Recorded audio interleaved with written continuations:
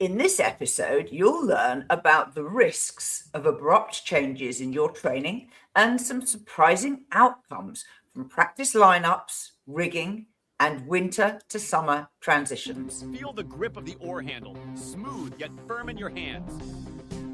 Taste the salt of your own sweat and the occasional splash of water. It's all part of the journey. Welcome to another episode of Faster Masters Rowing Radio. Each week, our host, Masters rowing coach Rebecca Caro, dives deep into the world of Masters rowing. Whether you're on the water or in the gym, join us to become a faster master. Let's go rowing. Well, hello everybody, and welcome back to another episode. And today we've got an interesting topic, which is abrupt training changes. And it's not so much about the abruptness or the training change, but the effect that this has had on Masters rowers and their plans for the season.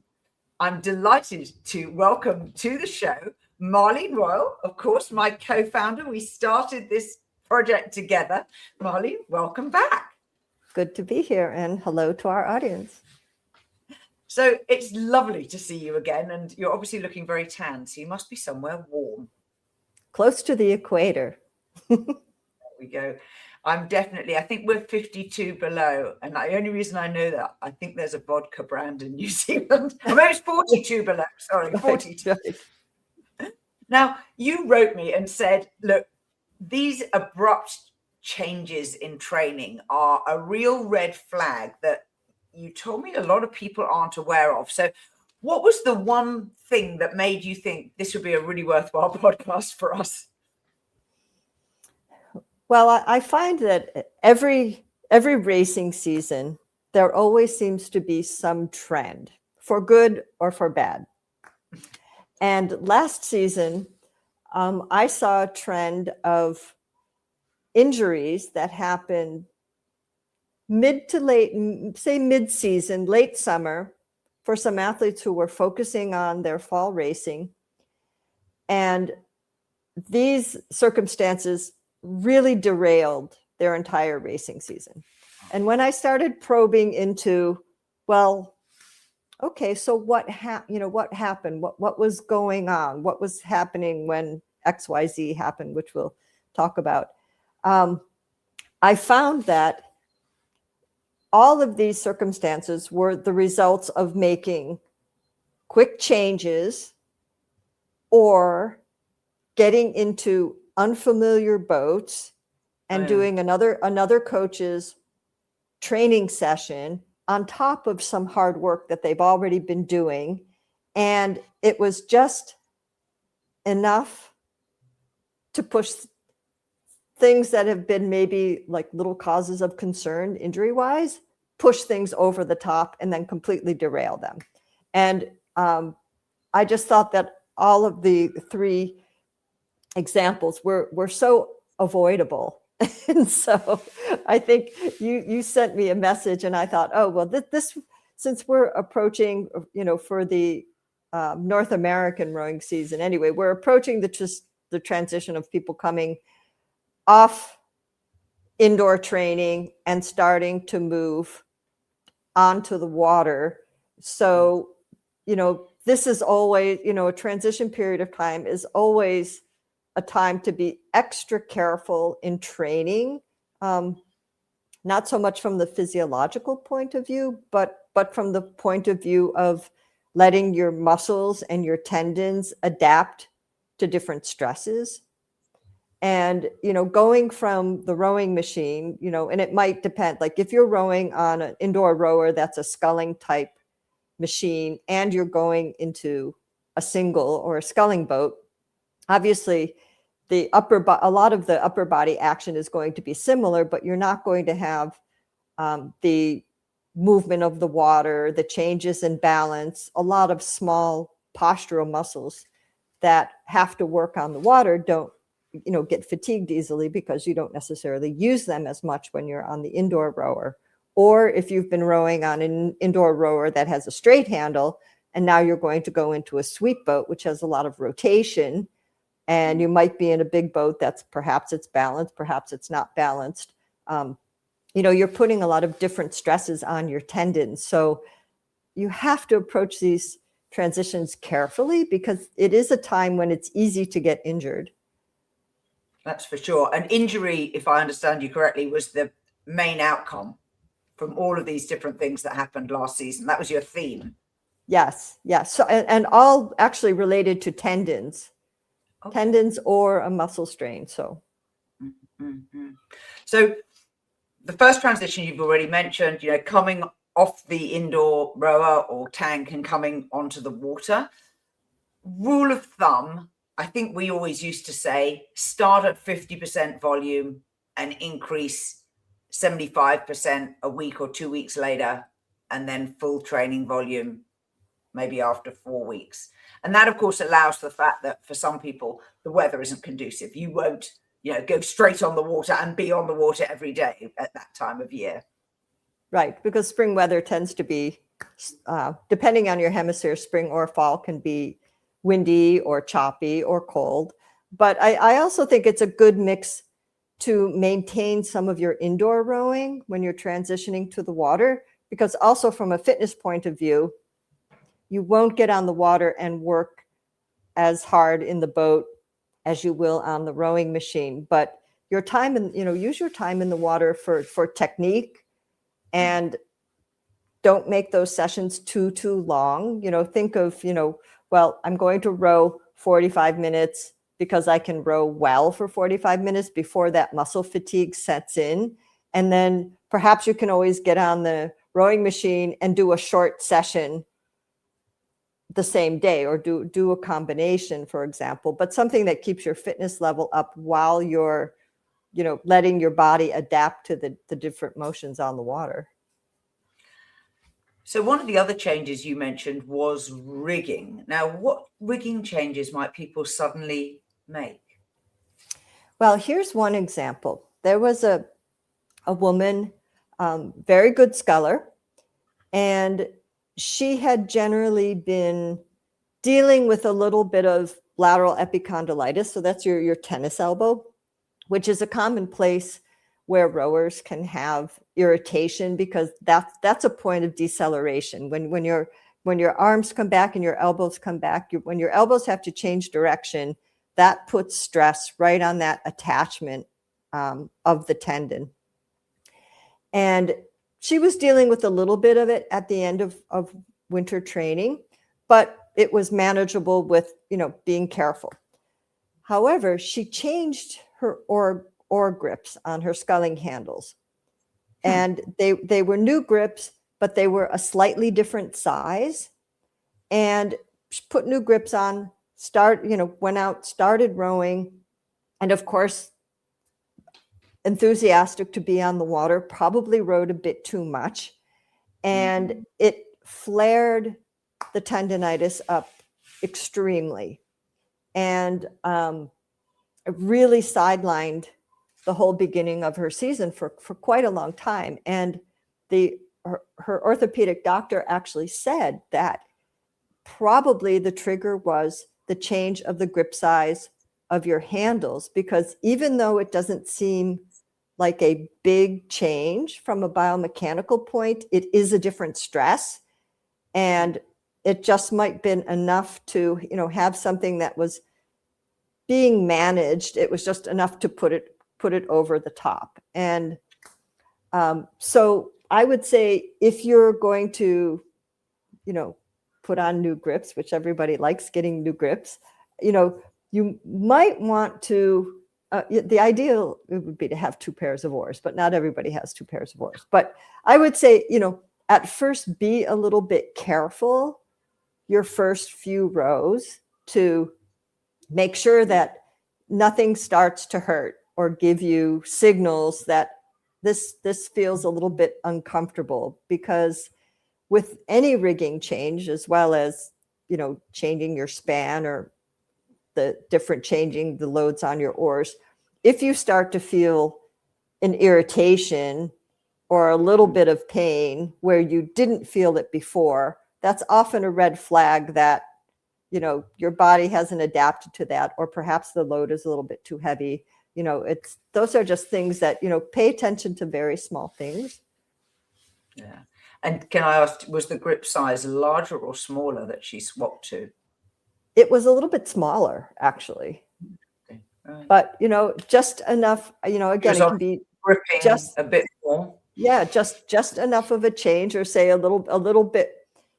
My guess would be, a little bit more arc over the handle could also put the tendon on a little bit more stress.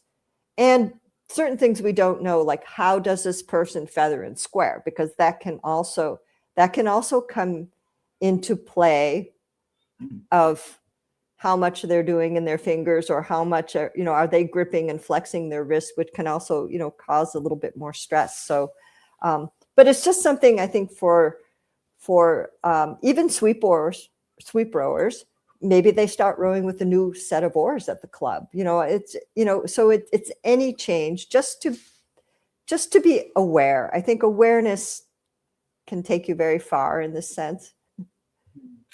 Give us another example of one of the unfortunate tendon situations you had last season.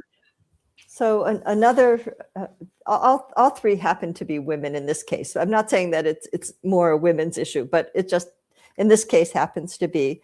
There was a woman, quite competent, sort of upcoming competitive sculler, and she had a slight strain in her glute, and also like around her tendon near her sacrum, because this is an area where you have a lot of tendons that come off your sacrum that go into your glutes and stabilize your pelvis. And she had been feeling a little bit of fatigue on and off through the season, because this is now perhaps August.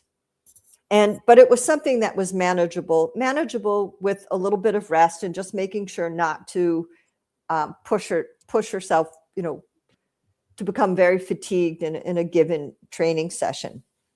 And she'd been working on her own program in her single, but she does do some rowing with her club. So she had a very pretty high quality training session in her single on Friday. Saturday, they needed somebody to row in a double. So she rowed a double with another club member who she doesn't normally row with. And they had a very nice long row, but the boat isn't rigged the same as her single. It's maybe a little bit too high. Biomechanics were not exactly the same. The next day, the club has their Sunday row in the quad, and they do a race simulation. So this is for a head race. So they did a hard head race piece. And again, different rigging. The boat's rigged too high. The boat's a little bit big. This is a relatively petite woman. The boat's a little bit too big. She felt a little bit uncomfortable, a little more aggravated than when she was focusing on her single. But then the next day, they needed another person in the quad. So she filled in the quad, and they did another head race trial. And by the end of this is now like the fourth day in a row. But two of these trials in the row in a quad, in a boat that really didn't fit her properly, really pushed this ligament strain and glute strain over the top. And essentially, she had to stop rowing at that point and had to stay out of the boat for about a month. Going to PT and had to swim. Just couldn't even bike. Biking was too painful, so had to really swim. Just scale everything down, and she was able to do a couple of races, but they were really like, she did as well as she could rowing down the course, but it certainly wasn't where, if she had gone into it healthy, she probably would have had a much better result.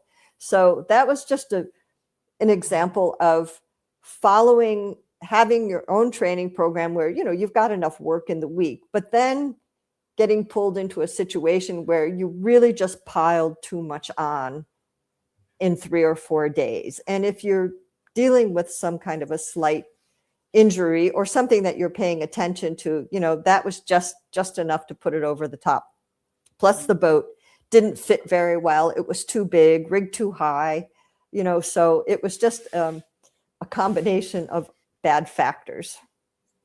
And certainly it's often the case that you think you're doing a kindness to somebody by saying, yes, I'll go in your quad, but sometimes you just have to be selfish and say, no, I have to prioritize me, and this quad is not a priority for me.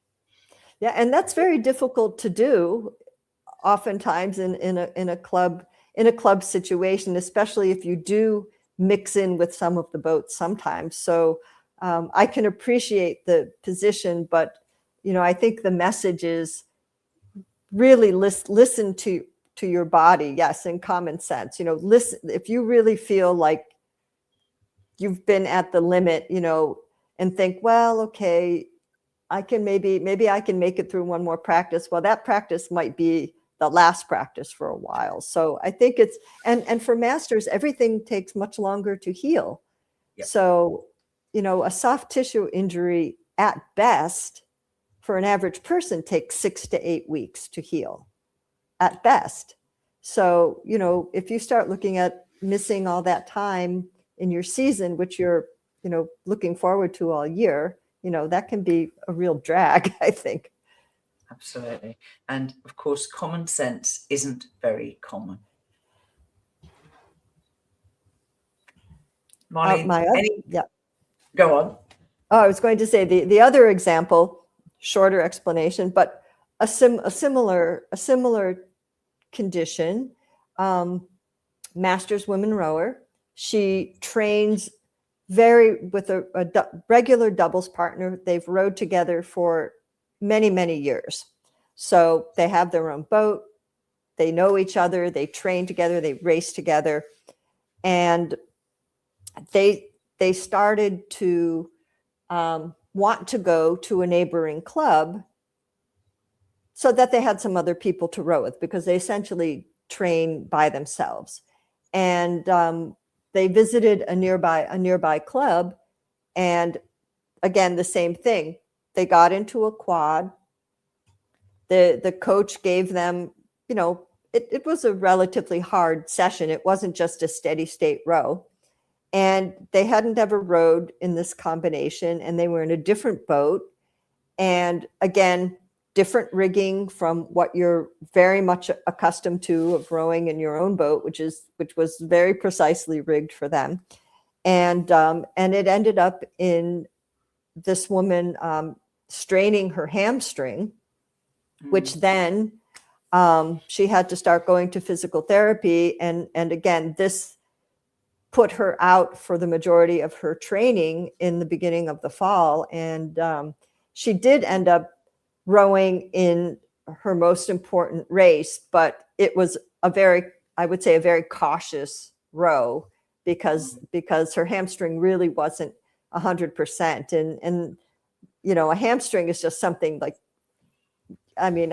if you've ever had a hamstring strain, certainly in the boat, it's just something, it's very difficult not to pay attention to it. It can be quite uncomfortable in a rowing shell. But again, it was, I think, just the combination of different rigging, rowing with different people who probably rowed different styles, and we don't know how set the boat was. And, we don't know what the level of these other scullers are. So, this is just something that perhaps the athlete's a little bit tired. Maybe you're going into this a little bit tired. That can also set you up for higher risk. So just things, I think, just to give our audience, just keep these things in mind. Even though you're enthusiastic, you still have to be aware that you need to take care of your joints and your ligaments, and rowing with good technique, and hopefully in boats that are relatively stable and not going to create problems and are going to create enjoyment. Yeah, exactly. And when you get in a wobbly boat, one of the temptations is to stop rowing the pattern you're used to rowing and to flex and go with what you feel in the boat. And that is, again, a change. It is an abrupt change to your technique and definitely not conducive to protecting your body. Right, absolutely. Or, many athletes have low back issues, and this is where a lower back issue could get exasperated because perhaps in your own boat, you're okay because you know how you row and you're adapted to it. But if you do have a sensitive low back and you get into a boat that is really not a stable boat, that can be a great flare up as well. And that does happen sometimes. That would be exasperating. I can totally agree. So take care, people. Common sense and think before you do. Easily Absolutely. said. And yes, and that goes for equipment too. If you get a new pair of oars, start blending in the new oars and the old oars, alternate gradually until you get used to one pair versus the other pair, rather than making a jump all of a sudden.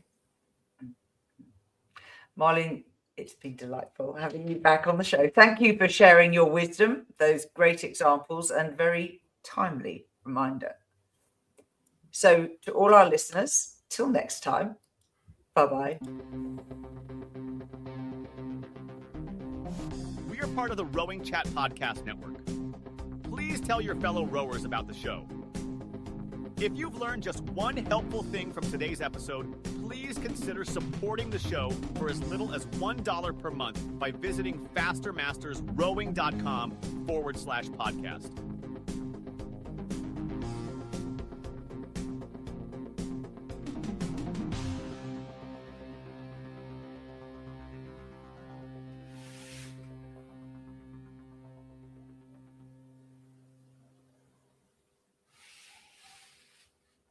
And we're done.